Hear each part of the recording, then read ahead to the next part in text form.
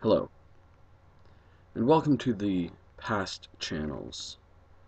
Look at EDUC 8P33. For today's program, we have distinguished panelists, James, who has a master's in nerdology, Frog, who holds a doctorate in punkology, Robin, a grad student at Brock University, Ash, a professor of thugonomics, and L. Gremlin, who holds a PhD in lucha libre movement. Many questions have been raised about the events that took place Wednesdays between 11:30 and 1 through September and October in the EDUC 8P33 class.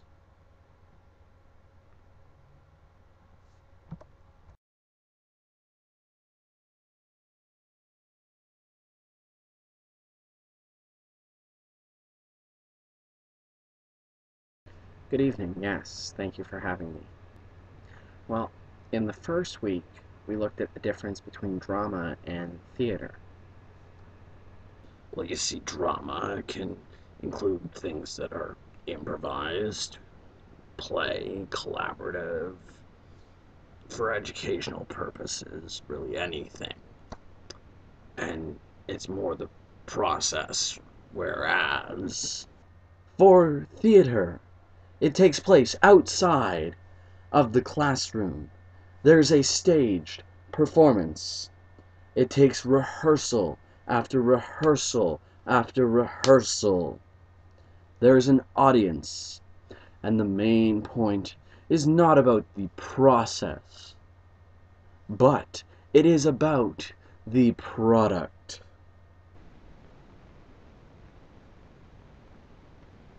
Hello. And both include elements of design and the production. Si, hola. We learned how people learn their best.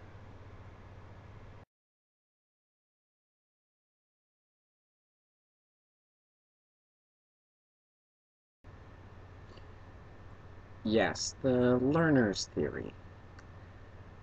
Essentially, what it says is that people learn 10% of what they hear, 20% of what they see, 30% of what they read, 50% of what they write, 70% of what they have discussed, and 80% of what they do or experience. This is finally summed up with 90% of what they actually teach.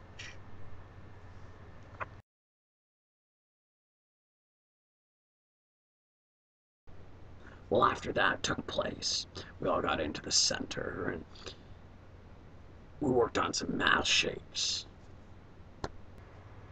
So, we grouped up in different groups, and when Carrie Lynn would call out different geometric shapes, we would connect ourselves as one into the shape.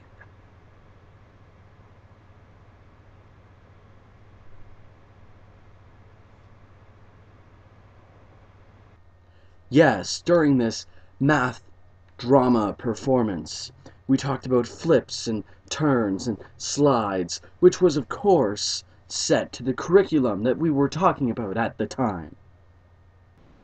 So, to organize ourselves in different groups, we did an embodied scale with our birthdays. We did one embodied scale without talking, and one embodied scale with talking. Yes, in that particular lesson, we discussed mean, median, and mode, and the different math aspects. We worked on how the three work in different ways.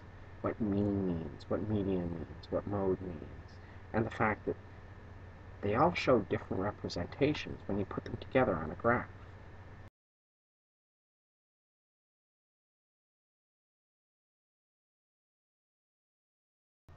We took a look at multiple personalities.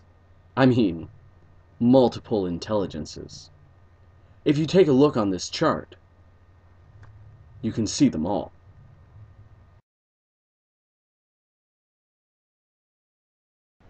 Musical. Ah, I love musical. See, with musical, you have your rhythmic learners.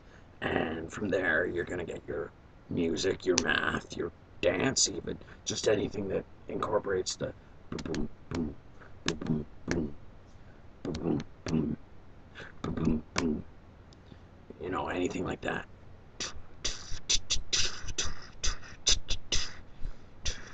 Sorry, you have to forgive me. I'm a drummer by nature. Ah, yes, visual. It's a spatial style, and it can relate to the subjects of math, language, geography, science, especially art even. Something where someone is actually watching what they're doing and absorbing it through what they're seeing.